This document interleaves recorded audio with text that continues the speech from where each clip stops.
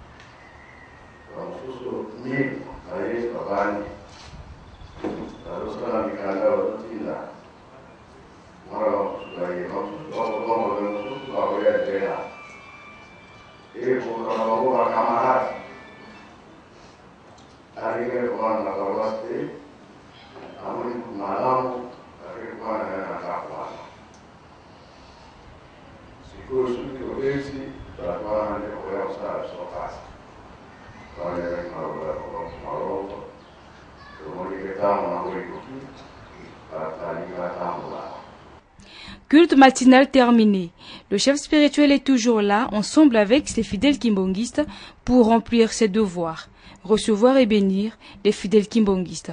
Devoir spirituel oblige, ce sous le rythme de la fanfare kimbonguiste. Quelques heures plus tard, vers 11 heures, sa divinité Simon Kimbangu-Tiangani reçoit en audience le ministre conseiller de l'ambassade de Belgique, Moundé Stéphane, qu'accompagnait son collaborateur. Plusieurs points ont été évoqués au cours de leur entrevue, notamment la situation de l'église kimbanguiste en Belgique et le rapport qui existe entre l'église et leur État, car la Belgique est intimement liée à l'histoire de l'église kimbangiste et ce depuis 1921. Au sortir, le chargé d'affaires de l'ambassade de Belgique livre ses impressions. Écoutez, c'était pour mon collègue Thomas Stevens et moi-même, donc le chef de mission adjoint de l'ambassade de Belgique, un honneur de rencontrer son éminence. C'était une visite de courtoisie, en ce qui me concerne, puisque c'était la première fois que j'avais l'honneur de le rencontrer. Ce fut un entretien extrêmement intéressant, qui était pour moi l'occasion de mieux connaître l'église kimbangiste, qui est, ne l'oublions pas, une des églises importantes de la République démocratique du Congo. Et nous avons parlé ensemble d'un projet que son éminence souhaite mettre sur pied, qui est de créer un musée consacré à Simon Kimbangu et à son œuvre, et pour lequel son éminence souhaitait avoir l'aide de la Belgique. Mais écoutez, c'est un projet tout à fait excellent. Il se fait que mon collègue et moi, nous sommes tous les deux des historiens, et que donc nous sommes bien entendu très sensibles à l'aspect pédagogique, puisque l'histoire, ce sont les racines d'un peuple, d'un pays, et que donc tout ce qui permet de mieux comprendre, tout ce qui permet aux Congolais de mieux connaître leur histoire est évidemment très très positif, et il faut espérer que la demande de son éminence puisse être accueilli favorablement en Belgique. Écoutez, encore une fois, je ne connais pas le contenu, enfin le matériel que la Belgique possède à propos de Simon Kimbangu, et donc notre rôle à nous est bien sûr de relayer la demande de son éminence auprès de nos autorités, et pour voir ce qu'il y a moyen de faire. Espérons que les archives qu'il y ait de bonnes archives, des archives intéressantes, je veux dire, qu'il y ait des photos Mais là, malheureusement, je suis dans l'incapacité de vous dire ce qu'il y a. Je ne connais pas ces archives moi-même. Heureusement, nous avons le musée royal d'Afrique centrale qui est un des tout beaux musées du monde consacré à l'Afrique, et bien entendu en l'occurrence au Congo, et donc on peut espérer qu'il y aura des choses à trouver, mais je suis moi-même pas le curateur du musée, donc je ne peux pas vous dire ce qu'il y a.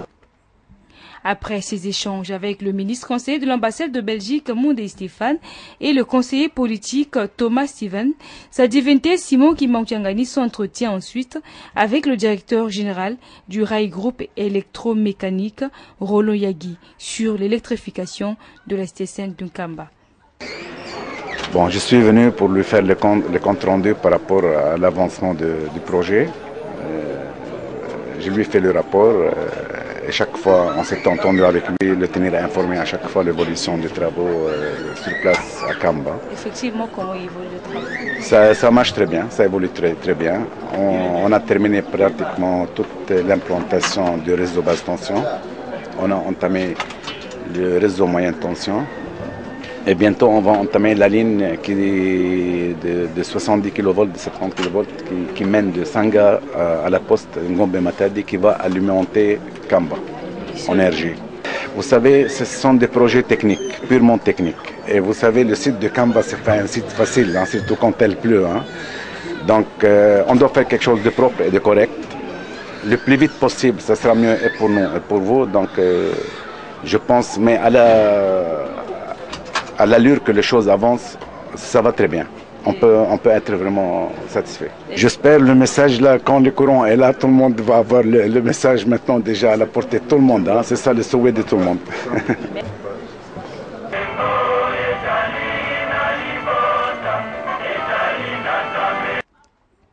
L'agenda des activités du chef spirituel s'est poursuivi avec cette cérémonie de l'inauguration du bureau administratif communal Kimbangis de Kasavubu cet après-midi de ce vendredi 19 septembre 2014 au centre Kimbangis d'accueil des conférences de Kinshasa. La cérémonie étant riche en couleurs, complète celle déjà enregistrée lors de ce récent voyage du chef spirituel à Kinshasa. Il s'agit de la cérémonie de l'inauguration des édifices dans la commune de Lingwala le 12 septembre 2014, dans la commune de Kisienso le 15 septembre 2014 et la commune de Kasavubu enfin honorée 3 jours après celle-ci. Les détails de cette cérémonie sur ces images.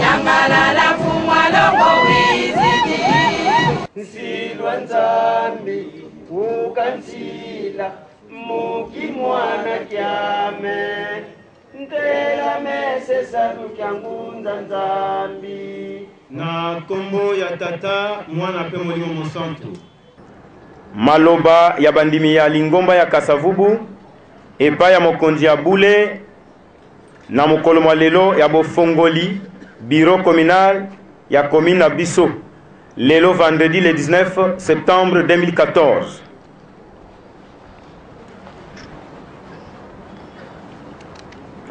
Na kombo ya tata mwana pe tata molimo mosantu tata mokonzi ya bule tata Simo Kimbangu Kiangani nzambe kati na bato yambo papa totondi yo botondi na ndenge okomisi biso mokolo mwa lelo pe elaka olakaka uta kala esili kokokana.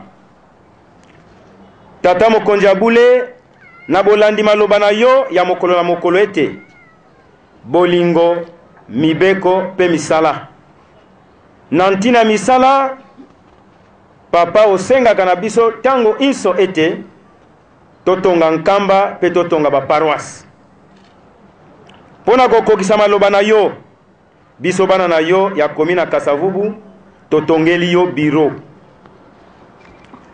lelo toye kolakisa yo kaka te kasi pe kopesa yango na maboko na yo lokola elembo ya ntina ya centenaire ya mbotama ya papa Kulutu Kisolokele Lukelu Daniel Charles. Tata Molimo Mosantu wuta na 1968 paroisse oyo ebandaka na botambusami ya Reverend Kwamadio Dominique pe batambusi basusu bayaki nsima na ye balukaki lolenge ya kotongela yo biro kasi likanisi yango eyaki kokokisama wuta na mobu ya 2000 à 2001 na botambusi ya Reverend Ndungi Mailu Octave, l'actuel représentant provincial ya Bakongo. Na botongi fondation kasi likanisi wana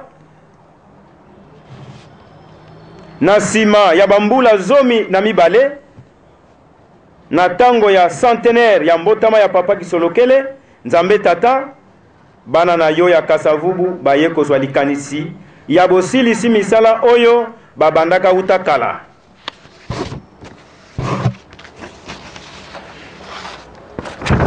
Misala yango ebandaki na mokolo ya le 16 novembre 2013 na tango papa Banota Kumbu Samuel akomi pasteur communal na Kasavubu. Ezali likambo ya kokamwa pamba te misala uta ebandaki kino lelo esalemi na basanza zomi. Soki totangi na mokanda mwa Nzambe lolenge bauti kotangela biso na Psaume 127 verset 1 à 2 toko répéter yango ete soki Yawe atongi ndako te batongi basali bobele mosala ya pamba. Biso bana na yo ya Kasavubu tomoni ete ozalaki pe ozali na biso kino lelo elongo. Otongi elongo na biso mpe kozalaka na biso seko na seko pamba te biso banso ba mama batata bilenge basi pe mibali tokangaki maboko te tozalaki bomoko na yango mbuma kitoko emonani lelo. Tika okumisa Yawe Nzambe na biso Tata Simo Kimbangu Kiangani okumisama ndako oyo topesi yango yo na ntina ya misala ya paroisse ya Kasavubu ezali na bikotelo mibale. Kati na yango ezali na biro motoba esika monene ya mayangani to salle de réunion, bisika misato ya kobomba mampe esika moko ya kobombela biloko to magasin. Tata Molimo Mosantu papa Simo Kimbangu Kiangani tala mosala bana na yo basaleli yo pe tosengi papa opambola biso po tosalela yo koleka na misala oyo etikali na biso kanisela bayebanso bamipesaki na bolongi etumba oyo. Kimbangisme oye! Kimbangisme oye!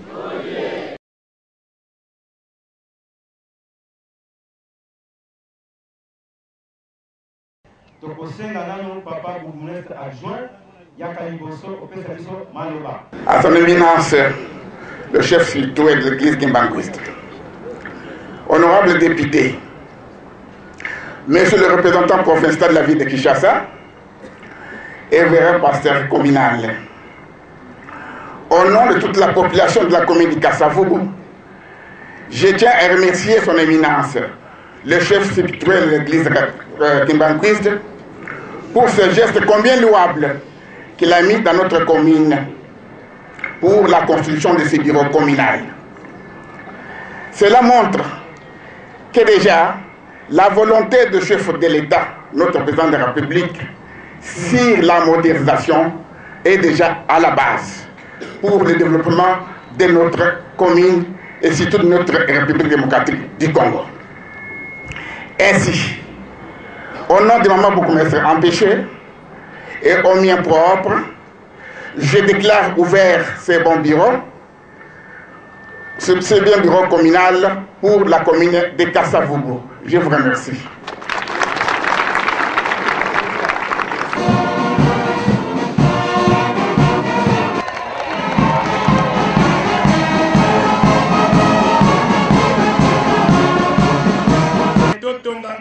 totonga pe ba paroisse na biso philosophie na yende tozali kolanda pe na cadre ya centenaire ya papa Kisolokele asengaki ete ba paroisse nyonso nde akendaki na Lemba Gare na commune ya Kisenso pona kopose première pierre pona botongi ya bureau administratif ya paroisse ya Lemba Gare nde papa inauguraki bureau ya basurveillant akenda ko inaugure résidence moderne batongi pe bureau ya corps de dirigeants ayi kosukisa na commune ya Kalamu na paroisse ya Bongolo esika wapi inauguraki bureau moderne esangani na résidence ya pasteur nde mokolo mwa lelo vendredi le 19 septembre 2014 esepesi tata mokonzi abule ko inaugure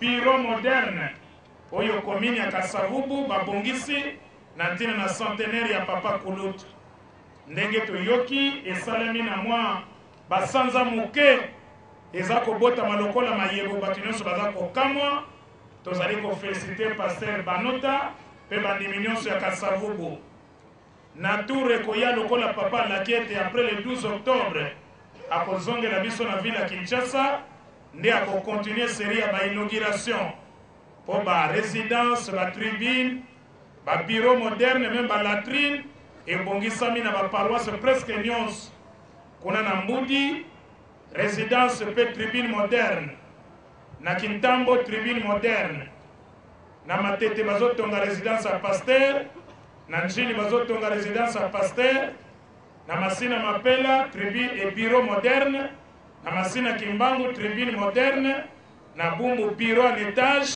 rez-de-chaussée de Sili déjà na Ngaba tribune moderne na Lalu tribune na Ozone tribune presque ba paroisse ebele babongisi mabonza pona papa Kulutu nde papa alaki ete na tour ya nsima koya après le 12 octobre nde akoya ko continuer kuinaugure ye moko alobi akokita na terrain bisika nyonso wana Kinshasa oye oyo nyonso ezosalama na miso ya l'État.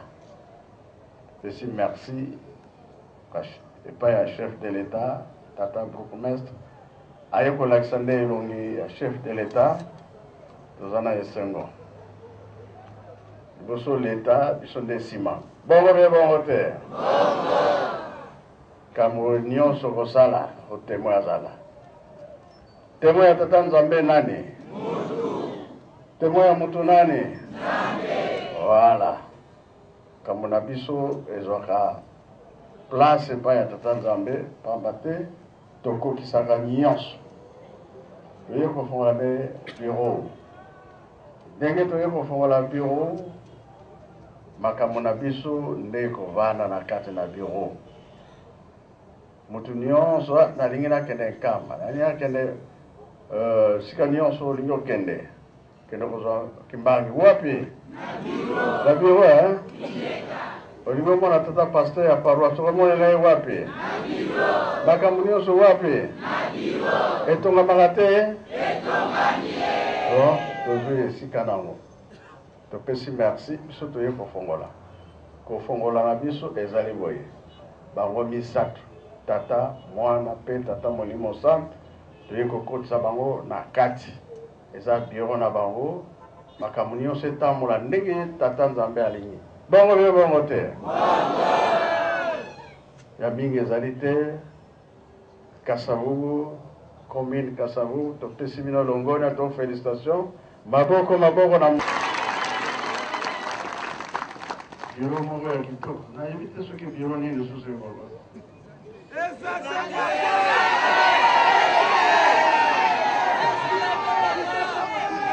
Kasavubu eba papa nani azali awa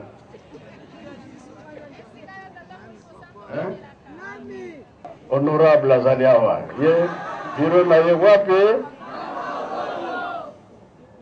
ya Bongolo mpe eleki oyo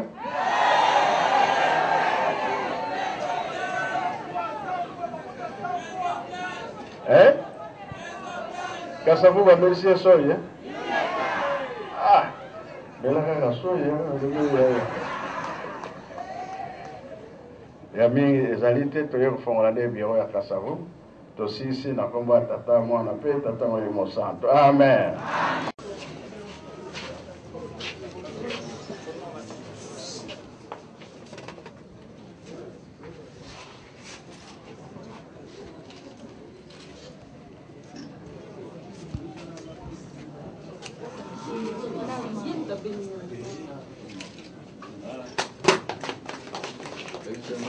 Beta maboko riba ekateli.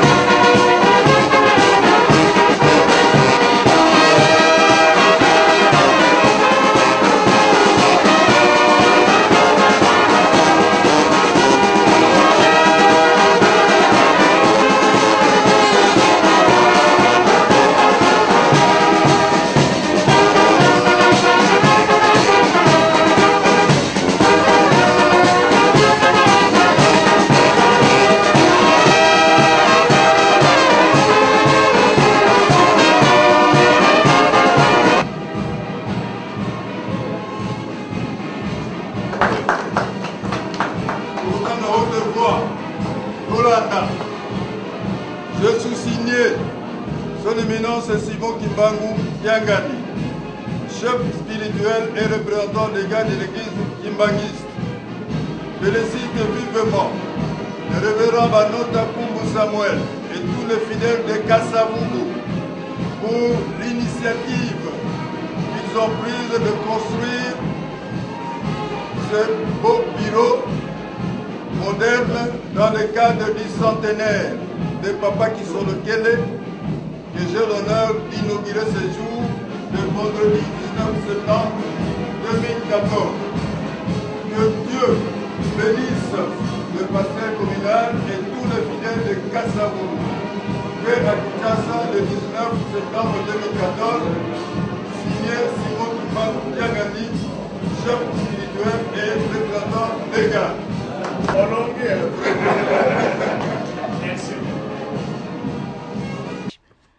Notons qu'en dehors de ces 3 communes honorées, cette fois-ci par le chef spirituel, plusieurs autres communes aussi auront le mérite à l'occasion du prochain voyage du chef spirituel à Kinshasa, car l'inauguration de ces édifices entre dans le cadre de la célébration du centenaire de la naissance de sa grandeur Charles Daniel Kisolokele. Festivités qui ont ouvert ses portes depuis le 12 février 2014 en Kamba, la Nouvelle-Jérusalem, et les lampions s'étendront à la fin de l'année, donc le 31 décembre 2014.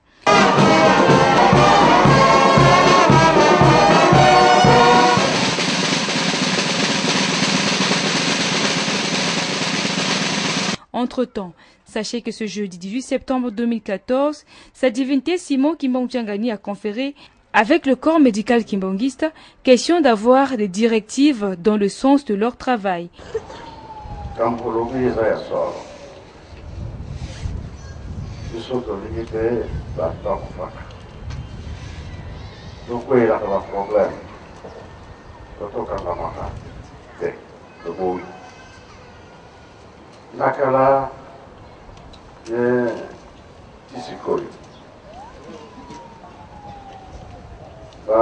bisika mingi bato baza koloba balobaka epuis docteur wana ye bato bazokufa lisusu te eza na milimo mosusu balingaka bato ya mosantu koma lokola fina bango bakufi bango baseteli mais eke kosengi biso tolingi bongo te biso tolingi lokumu sanga malamu ekende na bisika tozosalela mosala biso makasi kaka na mabonde ndenge tata malongo alobaka bali ya ngenda oye na hôpital na biso to na dispensaire meme oza na Chipoi malamu ozone ya bango ntango wana tosinya yango lisusu ezonga bandeki mutoye na pasi ne ya bina isengo ala disi